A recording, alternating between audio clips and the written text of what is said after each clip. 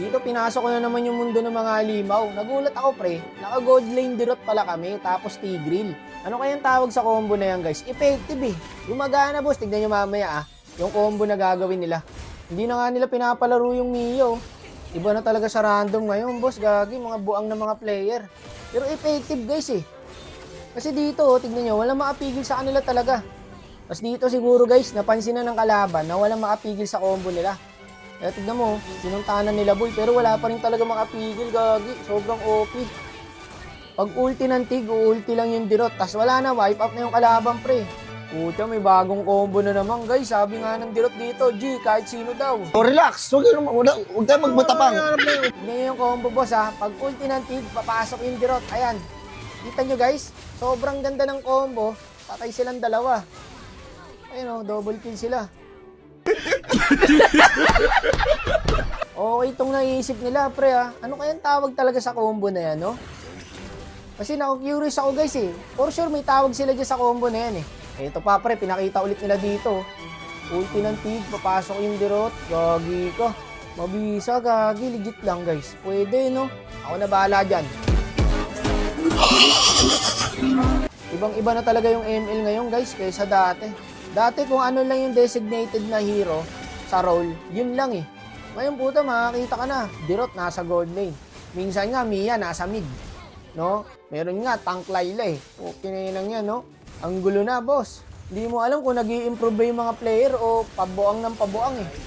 WT, gagi. Angas ang Tigreal na to guys. Boss wak. Ito na kahit sino. Gagi, kilala tayo pre. Kaya pala sila nagpapakitang gilas guys. Kilala pala tayo. Napapansin ko na yung kanina pa eh. Nagpapasikat sila boss eh.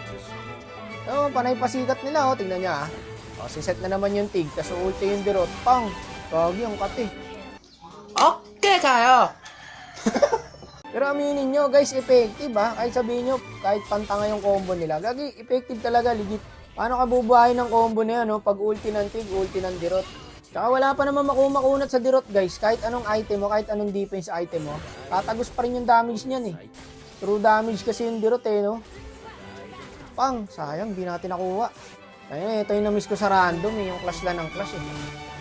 Feeling ko, mukhang babalik ako sa solo RG guys. Sa totoo lang ha, mas nag-enjoy ako sa solo RG talaga pre, legit. Kasi yung mga laban na meron dito, gagi hindi mo mararanasan sa 5-man trio o kaya duo. Kakaiba mga player dito, boss. Yung pre, pumasa 5 oh. Tama, di ba? Talagang sagupaan lang, boss. Oh, yung X-board oh, patay kung patay, boss. Gagi. Iba mga player dito, par. Loko yung Mia. Walang tower tayo dyan, gagi kayo. Sayang effort. Ang ganda pa naman ang pinamalas na itong dalawang ano natin, bida, no? Dirot tapos Tigreal. Kailangan di masayang yung effort ng dalawa, pre, kasi ang ganda ng early nila eh. Tapos sa uli, matatalo lang. Saka dito guys, sa solo, hindi na inaantay yung Lord. Putik na no, bakbakan na kagad. Wala na yung ano, yung nagpo-flow ng minions, sabay-sabay, wala nang gano'n, boss. Dito, kanya-kanya, kung sino makita mo, iskillan mo. Putik, parang bumabagal na ako sa pagbabayang sila, rayuma na yata ako ah. Pansin ko lang boy ha, patagal ng patagal. Pabagal din ako ng pabagal. Pero maano naman natin yan, napapractice naman yan eh. Tapos na ba? Ayun, gagi, lumalak tower na yung ano natin, preya natin boy. Gagi, enjabol. Loko, piso. Namatay pa. Putik na yan, bukas pa kayo mabubuhay, 60 seconds. Pwede pa magluto ng pansit canton eh. Ayun na sila, gagi ka. Tayo, tatapusin. Kung matatapos nila, ano? Gagi, pang-dep tong hero natin eh. Ito ang na-miss ko, boy. No, kanya-kanya na. Sila pa tuloy na ubos. Tara, lord tayo. Walang yata yung laban na to. Clash lang ng clash, boss, ah. Ito maganda talaga sa random, gagi. Good vibes lang. Tignan mo, kaka-clash, guys. So, yung standing ng Preya, 14 deaths. Yung Belerik nga ng kalaban, 18 deaths pala yun. Putik na yan. Ito talaga ang sinasabing mundo ng mga halimaw, no? Walang paki sa deaths. Wala.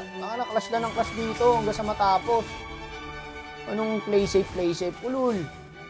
Tapos ko, tapos, no? Alam mo, yung Preya namin, 15 deaths. Yung Belerik, 19 deaths. Walang yung mga player to, mga tao pa ba to?